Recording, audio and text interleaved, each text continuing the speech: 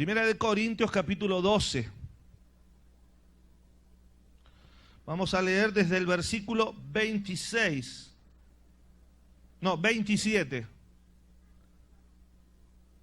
Primera de Corintios capítulo 12, versículo 27 en adelante. Dice así la palabra del Señor. Ustedes pues son el cuerpo de Cristo y miembros cada uno en particular. Y a uno puso Dios en la iglesia, primeramente apóstoles, luego profetas, lo tercero maestros, luego los que hacen milagros, después los que sanan, los que ayudan. Mire qué importante este rubro, ¿no? Los que ayudan, ahí se anotan pocos. Los que administran, los que tienen don de lenguas. Ahora bien, ¿son todos apóstoles? ¿Son todos profetas? ¿Todos maestros? ¿Hacen todos milagros? ¿Tienen todos dones de sanidad? ¿Hablan todos lenguas? ¿Interpretan todos? Vamos a parar un cachito aquí. Hermanos, yo he nacido en una iglesia pentecostal y he sido pentecostal toda mi vida y moriré pentecostal y resucitaré pentecostal. Y siempre hacemos énfasis en la iglesia, en los dones, en los ministerios. Y yo por muchos años siempre fui estimulado a procurar hacer, así que por eso he hecho de todo, desde maestro de escuela dominical, tocar la trompeta, sí, canté en un coro, porque ahí se disimula un poco más la cosa. Y todo lo que me vino a la mano he hecho para el Señor. Y allá el trabajo que hacen las hermanas cuando venden se les dice dorcas. Menos eso hice de todo en la iglesia. Y uno busca y busca, y a veces en esa búsqueda de estos dones, de servir a Dios, se equivoca. Porque comienza a darle un lugar que en realidad no lo merece el servicio. El servicio ocupa un lugar dentro de la vida cristiana. Y muchas veces lo sobredimensionamos y perdemos la perspectiva que Dios tiene de nosotros.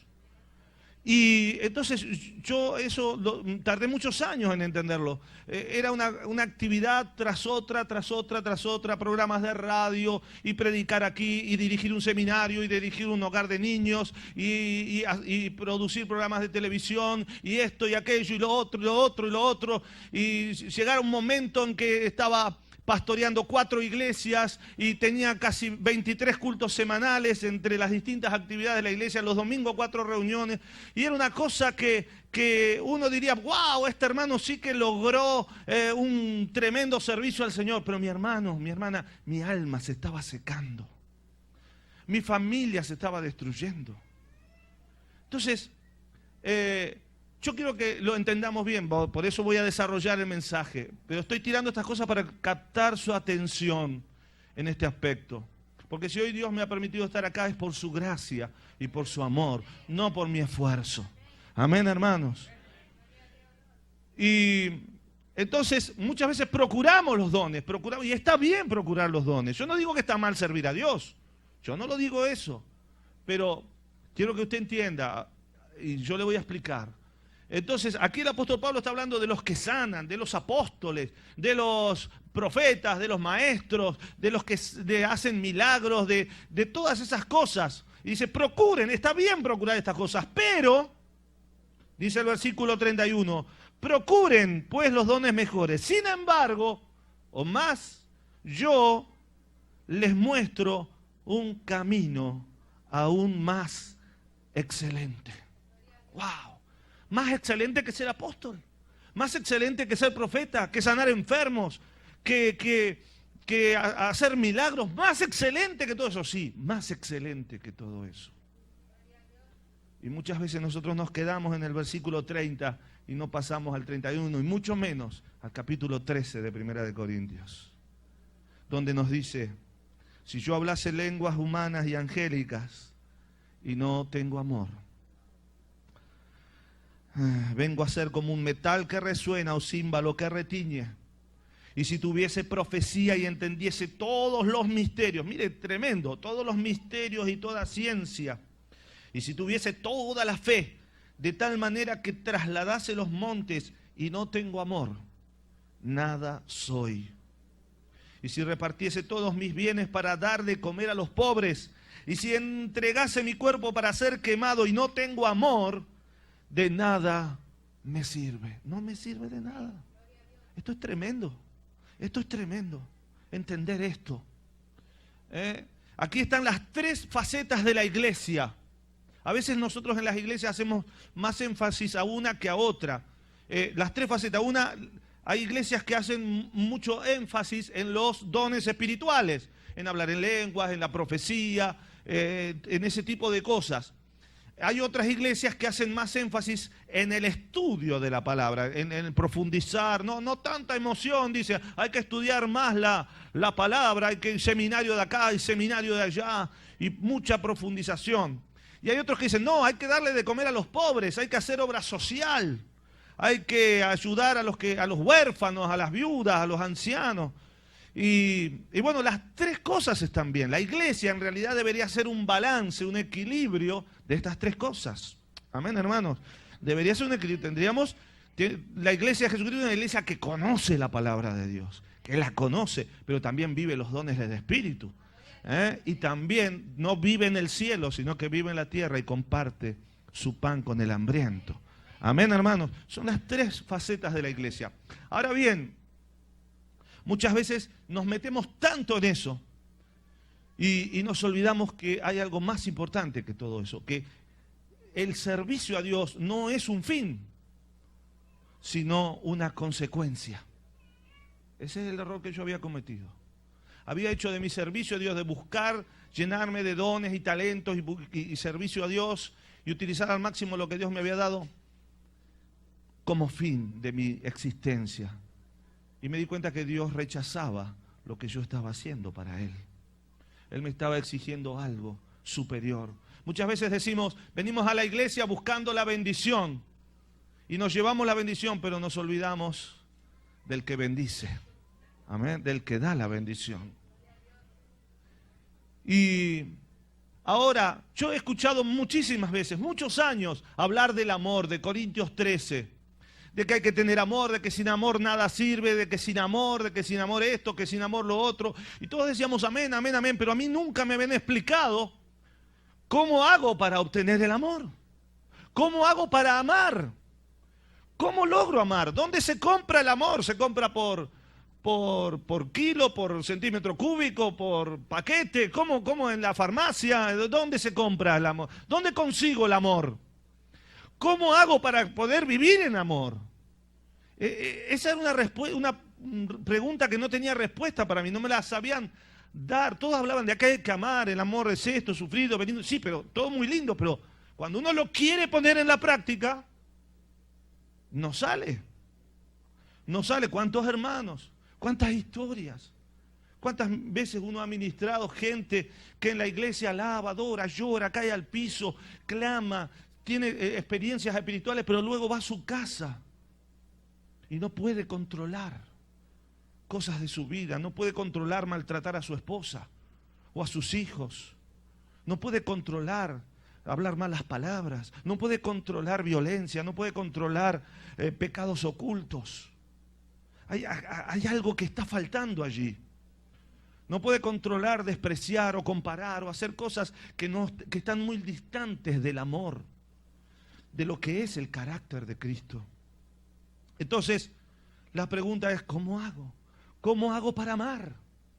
Porque amar es más importante que todo lo demás, por lo que acabamos de leer. Es más importante que la profecía, es más importante que los dones. El amor es más importante. Ahora la pregunta es, ¿cómo hago para tener este amor?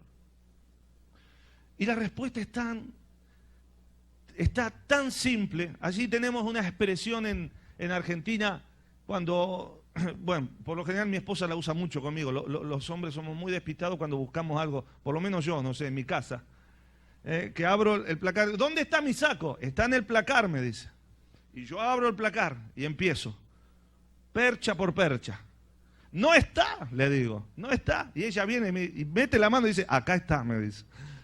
Y yo no puedo entender cómo no lo vi. Y hay una expresión que dice, si era una víbora, te picaba, le dice. Y la explicación de lo que estoy hablando es algo así, está tan clarito. Es un versículo tan pequeñito, tan especial y tan claro. Primera de Juan, capítulo 4. Ahora, mientras usted busca, yo quiero preguntar, a ver si hay alguien aquí que pueda decirme, ¿cómo cree usted que se puede conseguir aprender a amar? A ver, sin leer la Biblia, a ver, ¿qué es lo que usted piensa? Me gusta, no tenga temor de equivocarse, yo no lo voy a juzgar ni mucho menos, pero es interesante saber lo que se piensa. Esto no es para los pastores, es para la iglesia. ¿Cómo piensa usted que puede lograrse amar? Entender lo que es el amor, poder ponerlo en práctica. Entregarse a Dios. ¿Quién más opina? ¿Cómo? Servir a la gente. Pero estamos hablando de servicio. A ver, ¿quién más? ¿Cómo? Valorar todo lo que uno hace. Bien, interesante, ¿eh? ¿Alguien más? Perdonar. Lo que ocurre es que para poder perdonar, primero tengo que tener amor. Y ahí está la pregunta. Está bien, pero, ok, pero ¿cómo tengo el amor? ¿Cómo logro amar? Ajá, bueno, tú te callas. Siendo amado por Dios. Oh, ahí vamos reflexionando. Sí, hermana. Ajá. Demostrar con tu acción. Es muy... Ajá, bien. Primera Juan, capítulo 4, versículo 8. Alguien que lo lea fuerte.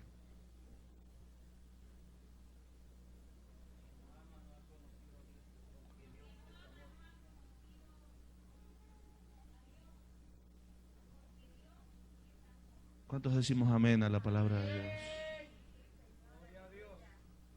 El que no ama es ¿por qué? Porque no ha conocido a Dios. Porque Dios es amor. El secreto del amor está en Dios, porque Él es la fuente del amor. Denle un aplauso al Señor Jesús en esta noche.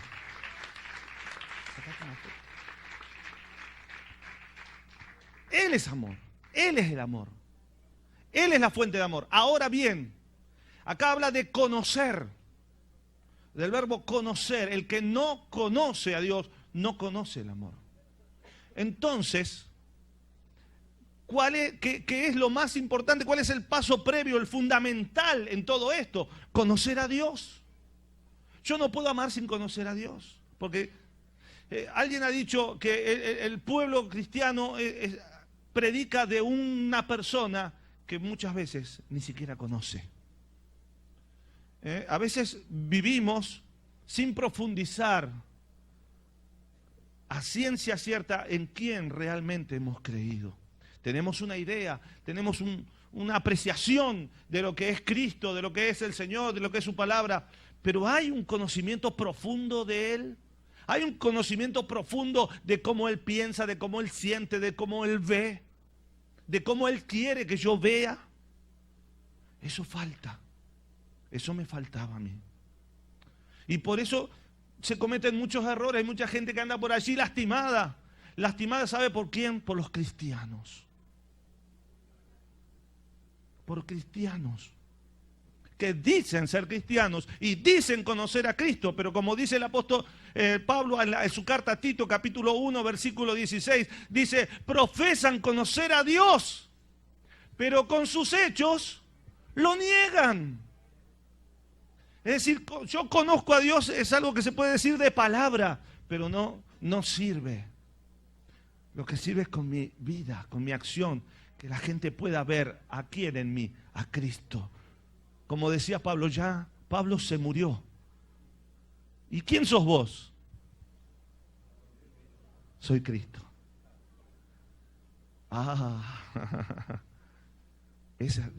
Yo preguntaba, yo me decía, yo empecé a discutir con el Señor. Este tema me empezó a sacudir toda mi estantería cristiana. Y entonces yo digo, pero Señor, el apóstol Pablo era alguien que había hecho del servicio su vida. Él procuraba servirte todo el tiempo. Él iba de pueblo en pueblo y ministraba. Para él el servicio era lo más importante. Y yo quiero ser como Pablo. Yo siempre quise ser como Pablo. Y el Señor me dijo, no. ¿De dónde sacas eso? Entonces, hermanos, por eso lo más importante en la vida, antes que nada, antes que poder hacer algo para Dios, es primero conocerle. Es conocerle. Acercarse a Él, tener un contacto con Él. Para Pablo esto era la finalidad en su vida. Dice la palabra de Dios en Jeremías, capítulo 9.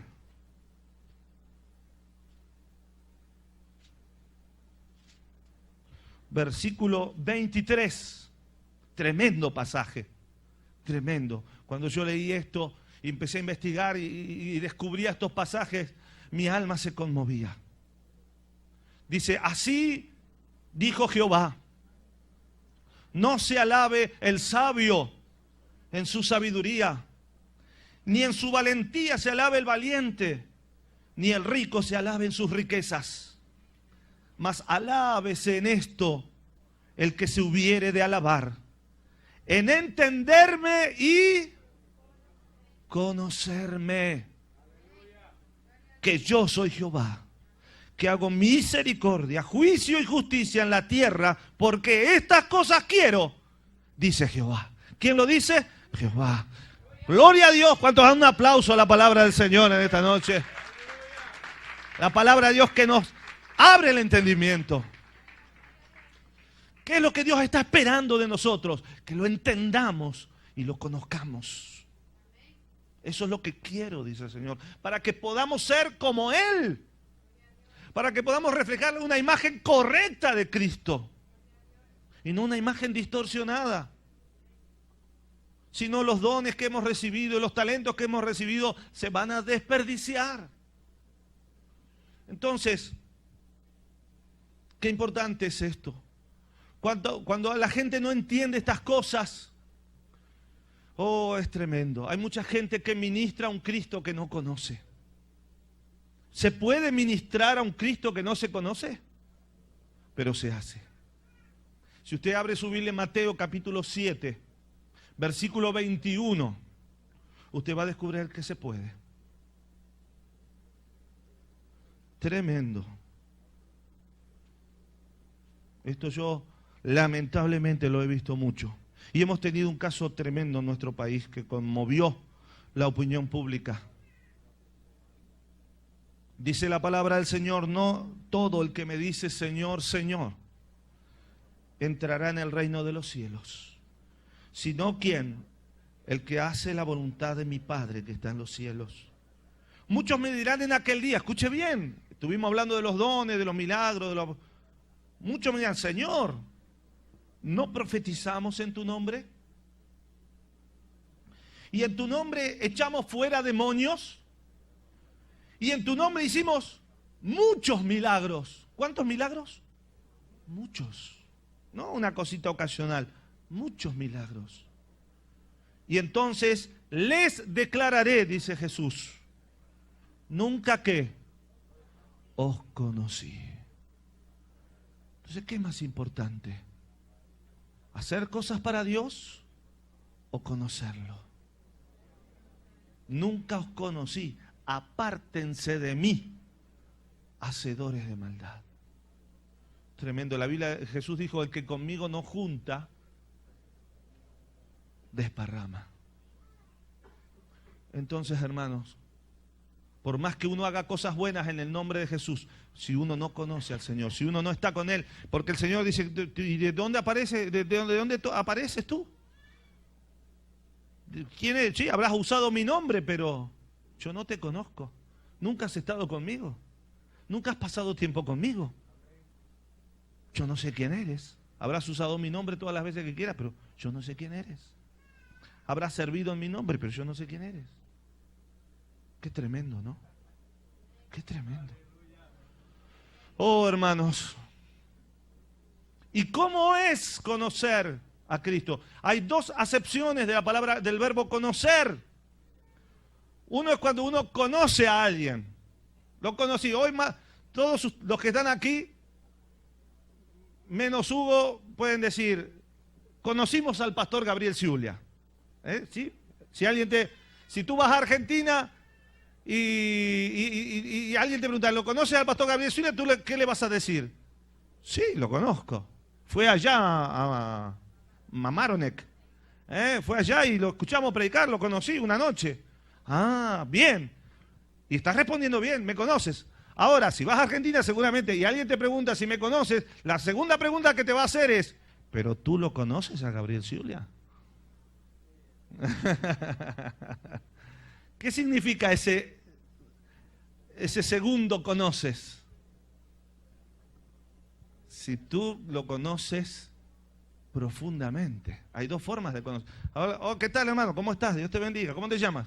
Juan. Yo soy Gabriel. Lo conocí a Juan. Pero yo conozco a Juan. Casado, soltero. Tiene deudas. No me respondan. Yo estoy dando un ejemplo. ¿Cómo te conocen en esta iglesia? Qué bárbaro. Elegí la persona incorrecta, me parece. Son las celebridades de la iglesia. Algunos se han puesto colorados, yo no quiero preguntar por qué.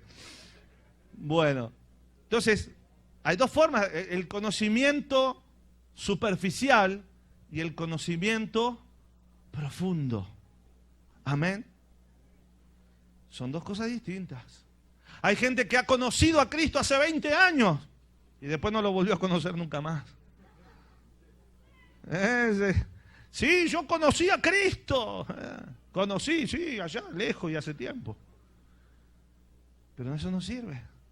A ver, ¿hay algún matrimonio de más de 30 años aquí? ¿Hay algún matrimonio de más de 30? Son todos jovencitos. Tú, pastor, ¿cuántos años de casado tienes? 19 años y son los... Dudó un poco. Bueno, 19 años. Yo ya tengo 21, voy a cumplir este año de casado. Era 84. Se lo tenía callado. Ahí está tu esposa. Muy bien. Bien, entonces, ¿no hay nadie más que tenga más de 25 años de casado? Entonces me la voy a agarrar con ellos dos. Muy bien. ¿Cómo te llamas, hermano? Tú tienes 26, pero no está tu esposo aquí. Ajá. Bueno, necesito que estén los dos presentes. Así no hablan, no. ¿Cómo te llamas? Agripino. ¿Y usted, hermana? Carlina. Agripino y Carlina. Muy bien. 26 años, 25. 25 años que están juntos. Ahora, yo pregunto, ¿quién puede saber qué es lo que a Agripino le gusta comer? ¿Quién puede saber qué es la comida que más le gusta? ¿Cuál es la comida que menos le gusta? ¿Cuál es el equipo de no sé, qué es más popular aquí? ¿El fútbol americano, básquet, béisbol? Béisbol. El soccer, hermano. Por favor. Hoy le ganamos a... Bueno, esta. No entremos en esos temas que vamos a perder el amor aquí. Bueno, ¿quién sabrá cuál es el político que le disgusta o el que le agrada? ¿A quién votó en las últimas elecciones? ¿Quién sabrá todas esas cosas del hermano Agripino? Pues su esposa. Su esposa sabe eso, sabe si le gusta con sal, si no le gusta con sal. Sabe qué día se baña de la semana. ¿Sí o no? No lo diga, pero sí lo sabe. Sí, hermano. Hoy le tocó, ¿no? Si lo hace a la mañana, a la noche. Sí. ¿Lo sabe o no lo sabe? Lo sabe. Ella lo sabe. Nadie lo sabe, pero ella lo sabe. Si ronca a la noche, si no ronca. Si lee, si no lee, si ve televisión, si no ve. ¿Quién sabe todo eso? ¿Qué clase de ropa utiliza? ¿Quién puede saberlo? Solamente ella. Si usa ropa interior con ositos o a raya, blanca. Estoy entrando en cosas profundas. ¿Quién puede saber eso? Su esposa. ¿Y por qué sabe ella todo eso? Hablen fuerte, sin miedo. Está bien, porque es su esposa. ¿Y por qué lo conoce? Conviven juntos. ¿Qué significa convivir? ¿Compartir qué cosa? Tiempo. Tiempo. Estar juntos, tiempo. Charlar, hablar. La vida. El tiempo. La vida es tiempo. El tiempo que están juntos. En ese tiempo, tanto ella de él como él de ella, y así en cada matrimonio, hay un conocimiento, llega un grado de conocimiento fundamentado ¿en qué? En la convivencia, en estar juntos. No hay, si pudiéramos definir cuál es la mejor forma de conocer a alguien, ¿cómo lo definiríamos? Pasando tiempo con esa persona, comiendo con esa persona, viajando con esa persona, viendo televisión con esa persona, estando junto a esa persona. Es la única forma de conocer a alguien. Y con Dios pasa exactamente lo mismo. Ahora yo les voy a contar cuál es para mí, esto no quiero hacer doctrina de esto, para mí el pecado más grande de los cristianos. Que yo tuve que arrepentirme de ese pecado. Ustedes saben que el día que el Señor Jesús murió en la cruz, cuando Él exclama al Padre y dice consumado es, y Él expira, ¿qué es lo que ocurre en el templo en ese mismo momento? El velo del templo se rasgó en dos. Ahora, qué lindo. ¿Y qué? ¿Pero qué significa eso? ¿Qué significa eso? Ustedes saben que el templo se dividía en tres partes. El atrio, el lugar donde se hacían los sacrificios, el lugar santo y el lugar santísimo. El lugar santísimo era donde estaba el arca del pacto. Allí estaba y lo separaba una cortina muy gruesa, que no tenía abertura. La cortina no tenía abertura en el medio, era completa. ¿Quién entraba a ese lugar? No cualquier sacerdote. El sumo sacerdote. ¿Cuántas veces entraba a ese lugar al año? Una sola vez al año. Y cuando él entraba tenía que entrar por debajo de la cortina. Ahora, hay dos elementos importantes que tenía en su vestidura, en su cuerpo.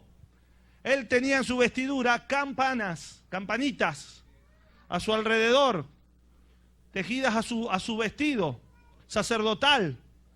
Y entraba con una soga atada a su tobillo. ¿Por qué serían esas dos cosas? Sí, pero... Sí, ¿para qué?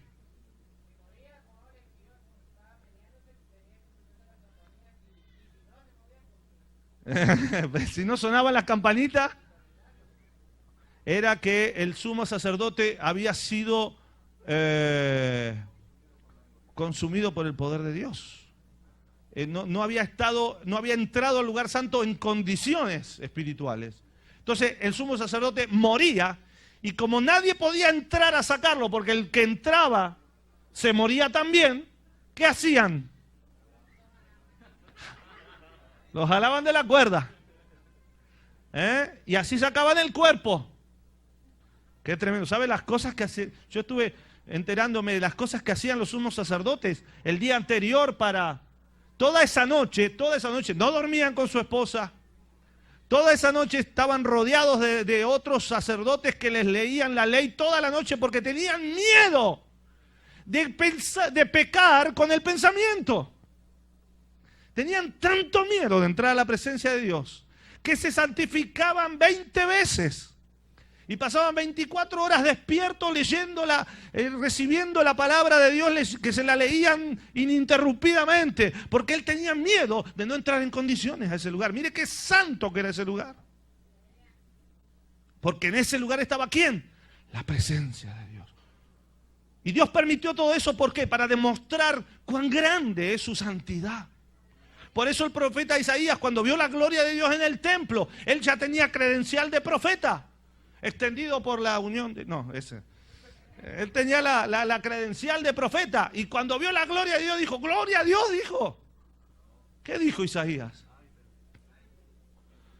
Acá me tiran de la cuerda, dijo.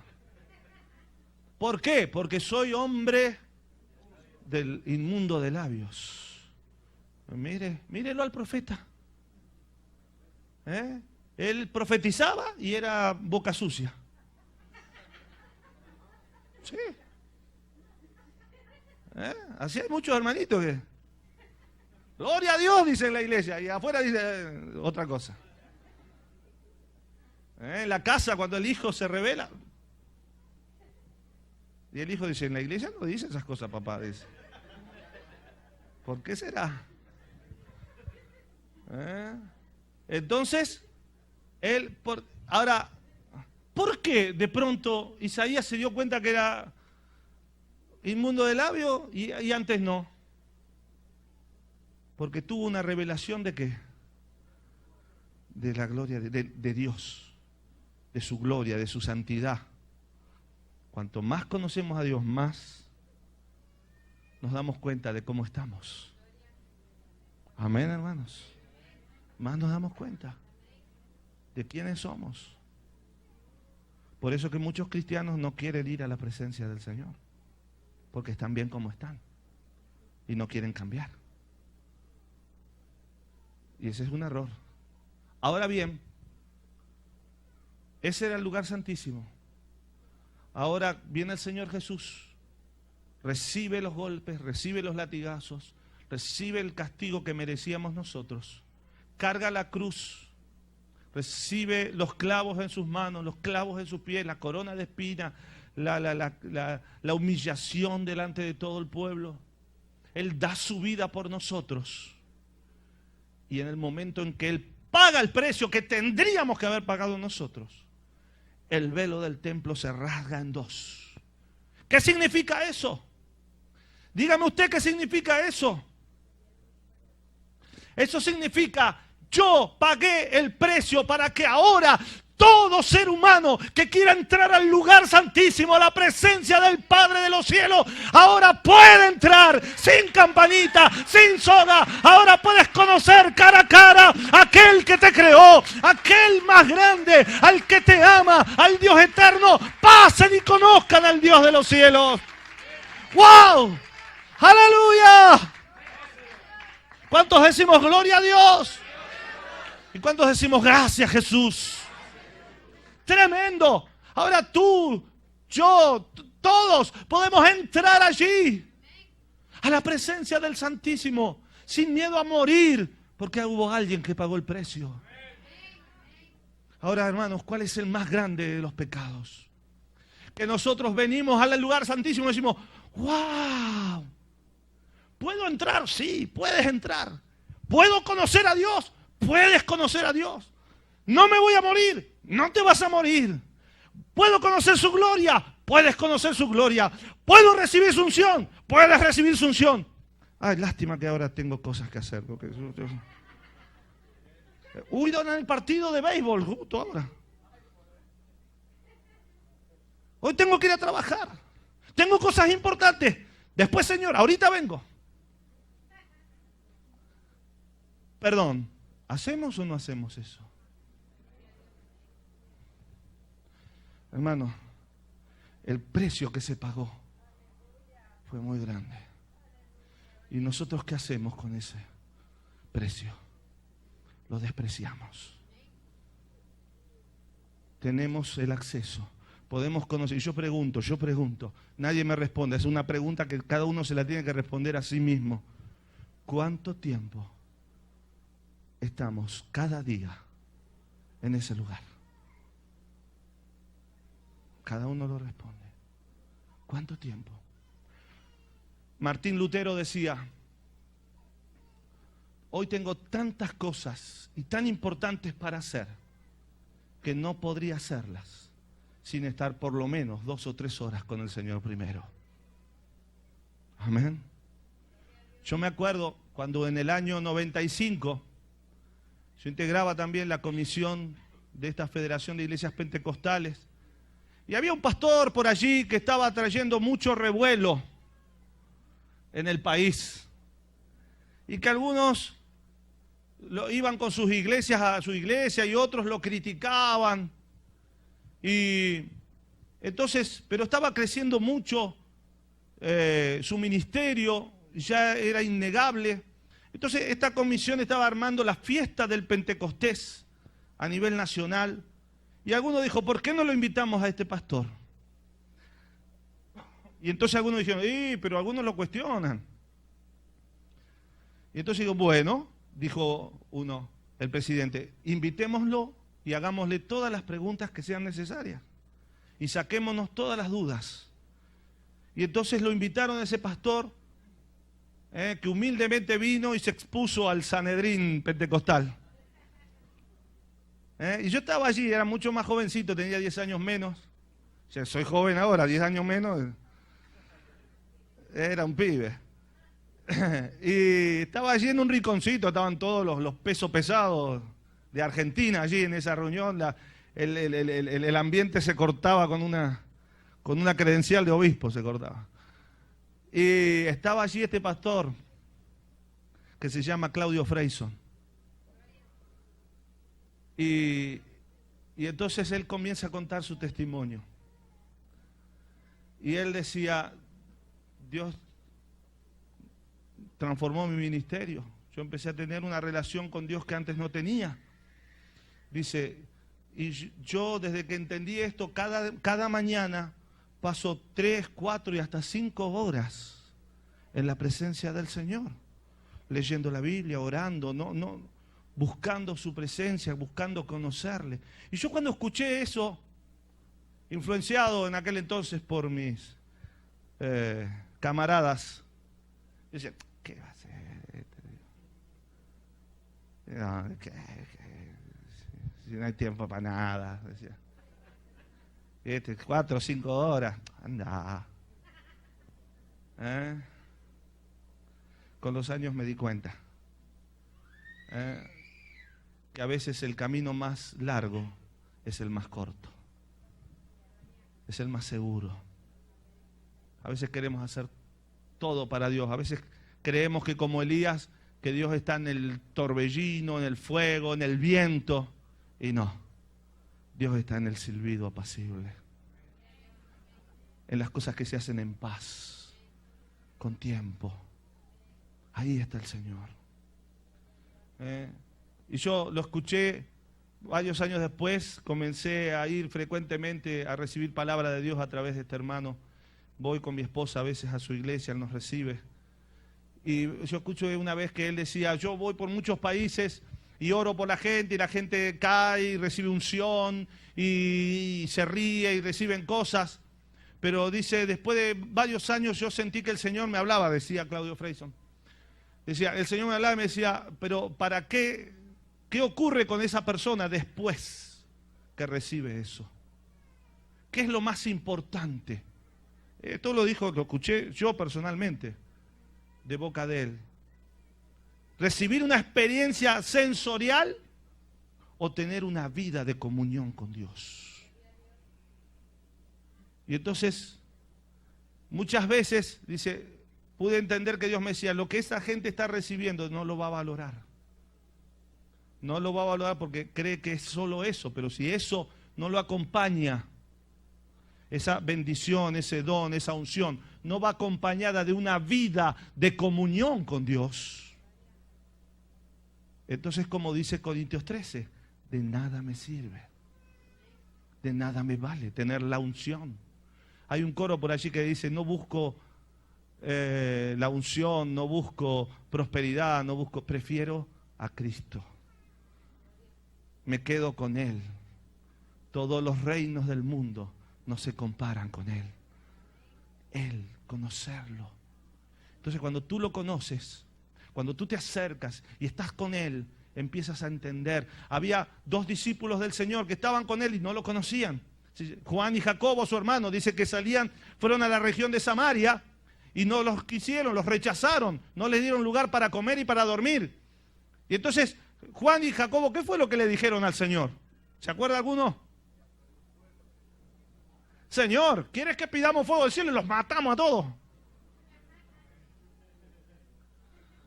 ¡Guau! ¡Qué fuego los hermanos que tenían! Más de uno quisiera orar, pues de esa manera, por alguno que otro. Y el Señor le dijo, ustedes todavía no saben de qué espíritu son. Tenemos que saber de qué espíritu somos. ¿Dónde vamos a saber de qué espíritu somos?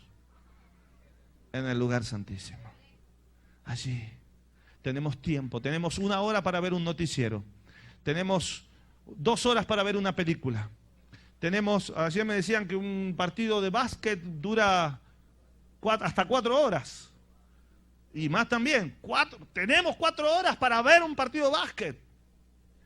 Tenemos tiempo para leer un periódico, tenemos tiempo para todo, pero no tenemos tiempo para estar con el Señor, para estar en su presencia.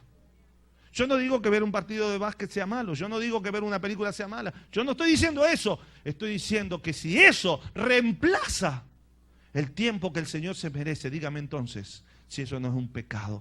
Dice la Biblia que el pecado consiste en ¿qué? En aquel que sabe hacer lo bueno y no lo hace.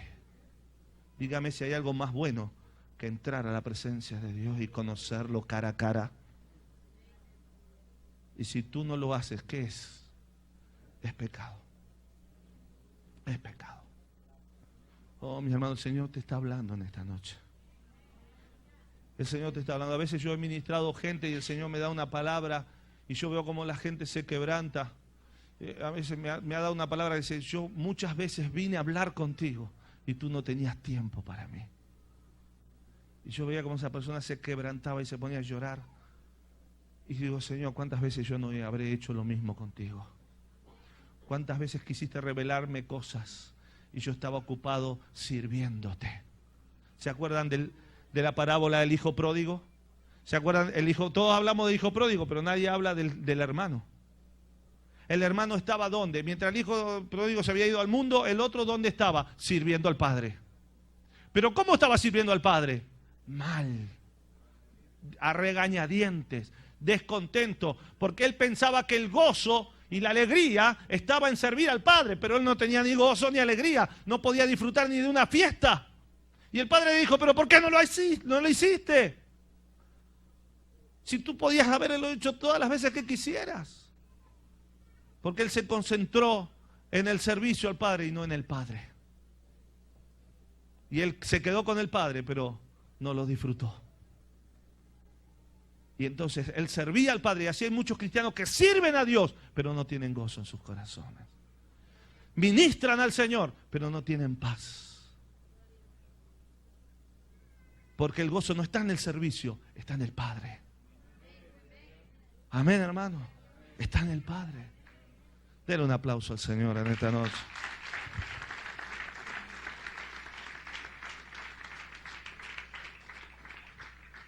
Así que mi hermano y mi hermana, eso debe ser fundamental. ¿Cuánto tiempo pasas por día con el Señor? ¿Cuánto tiempo? ¿5 minutos, 10, 15, 20, 1 hora?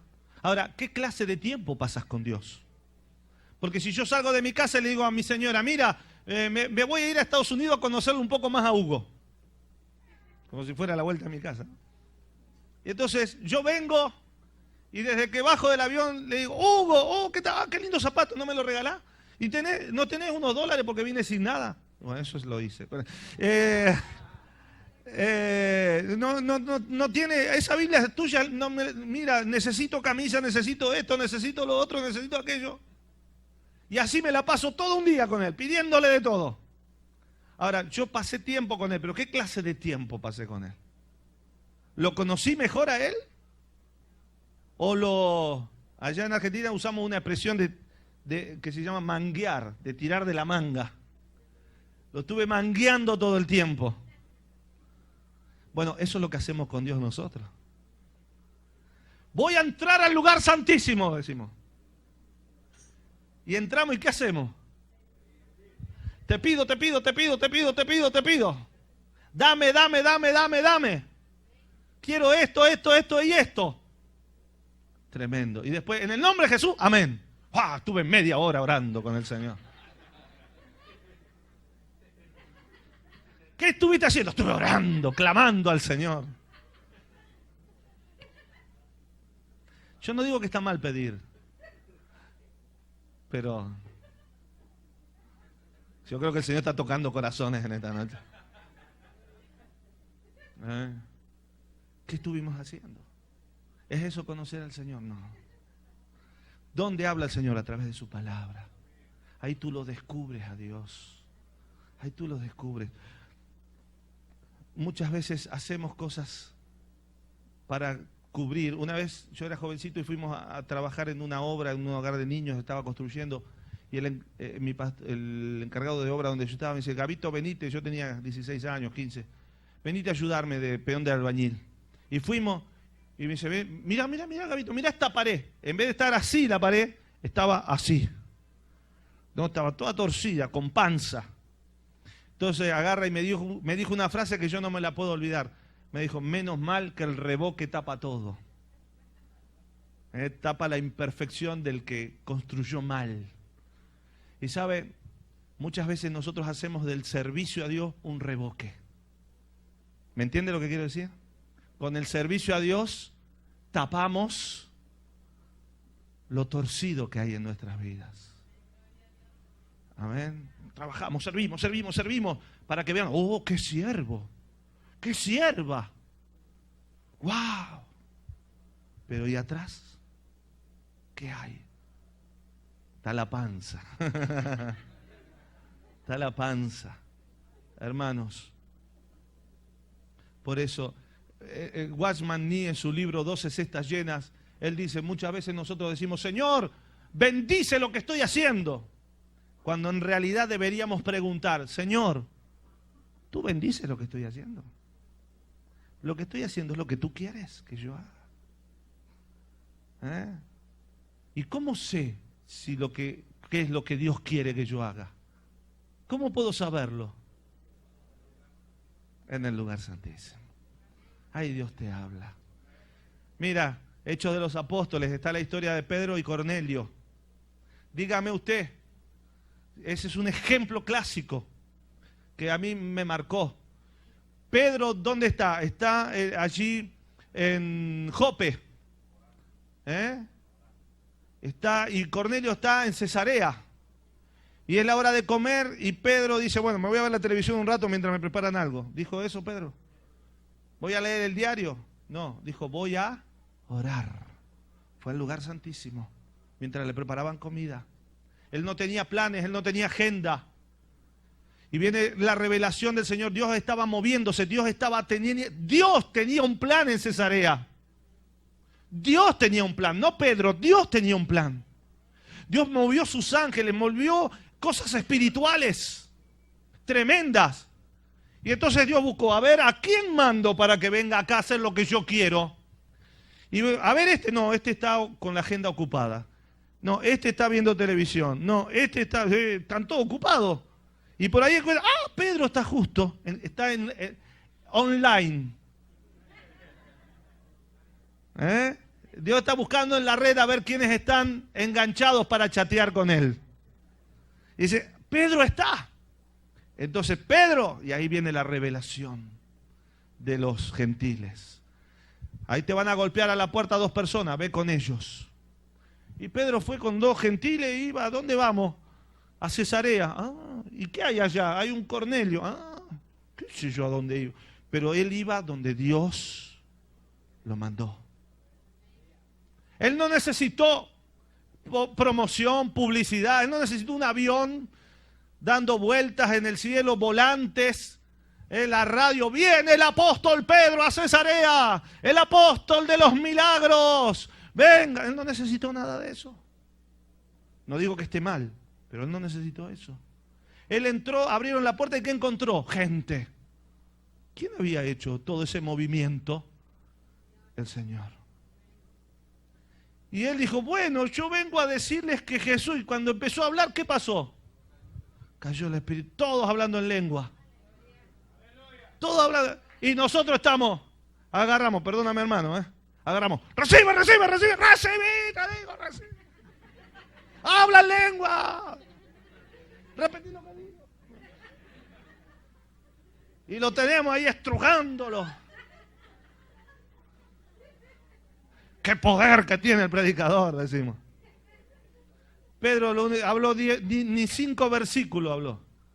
Y cayó el Espíritu Santo. ¿Por qué? Porque Pedro estaba donde Dios quería que esté. Denle un aplauso al Señor que lo vale. ¿Y cómo Pedro descubrió que ese era el lugar? ¿Cómo descubrió Pedro que él tenía que estar ahí? Porque estaba orando. Estaba recibiendo palabra de Dios. No estaba ocupado en otras cosas. Hermanos, por eso digo que el servicio es una consecuencia, no un fin. El fin es conocer a Dios. Y cuando tú lo conoces, Dios te empieza a revelar qué es lo que Él espera de ti.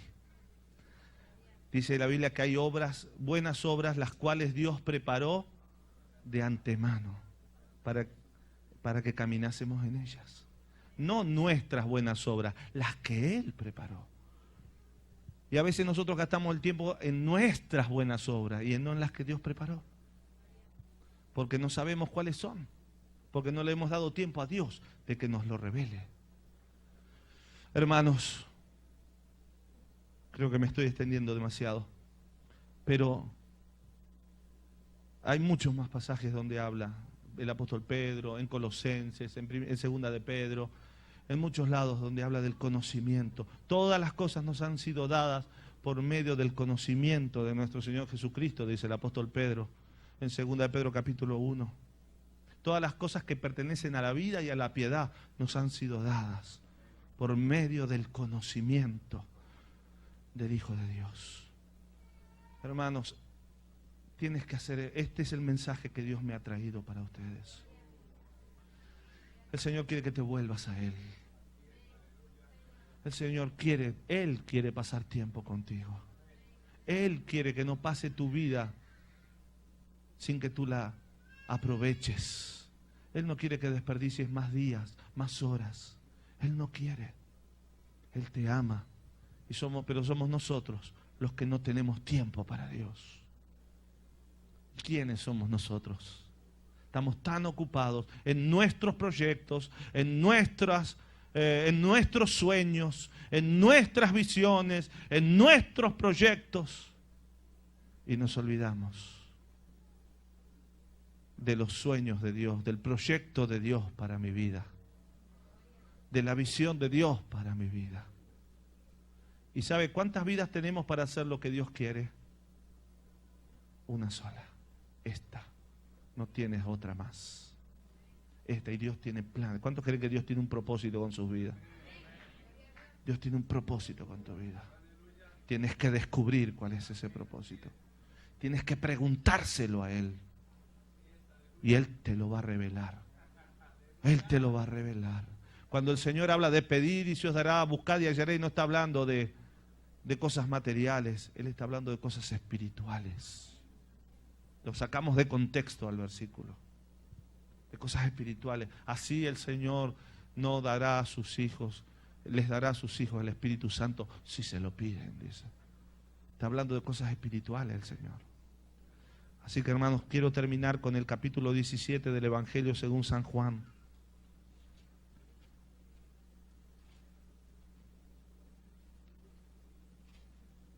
Oh, yo me pongo a hablar de esto y me entusiasmo, hermanos. Me entusiasmo. Cuando tú... ¿Nunca vieron ustedes a un a un hijo que se parece mucho a su padre? ¿Que ven? Y va caminando el padre y el hijo va al lado, y si el padre camina así, el hijo camina así. Y si el padre le gusta rascarse la cabeza así, el hijo se rasca la cabeza así. ¿Nunca vieron eso? Y si el padre hace y el hijo hace todo le copia todo al padre. Es igualito, es un clon, dicen. Ahora, ¿por qué pasa eso? Porque el niño copia todo de su padre, toma todo de su padre. Lo toma y él habla como él, piensa como él, camina como él. Hermanos, que la gente pueda decir lo mismo de nosotros y nuestro Padre Celestial. Que hablamos como Él, amamos como Él, escuchamos como Él escucha, perdonamos como Él perdona, somos justos como Él es justo y somos misericordiosos como Él es misericordioso. Amén. Nunca lo vamos a poder imitar. ¿Cómo hace esa gente que imita a los cantantes y a los actores? ¿Vio los que imitan? ¿Cómo hacen? Observan y observan y una, y dos, y 10, y 100 veces. Y le copian todos los gestos.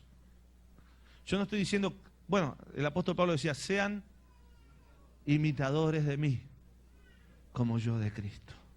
Y para poder imitar a Cristo, tienes que mirarlo 1, 10, 100, 1000 veces.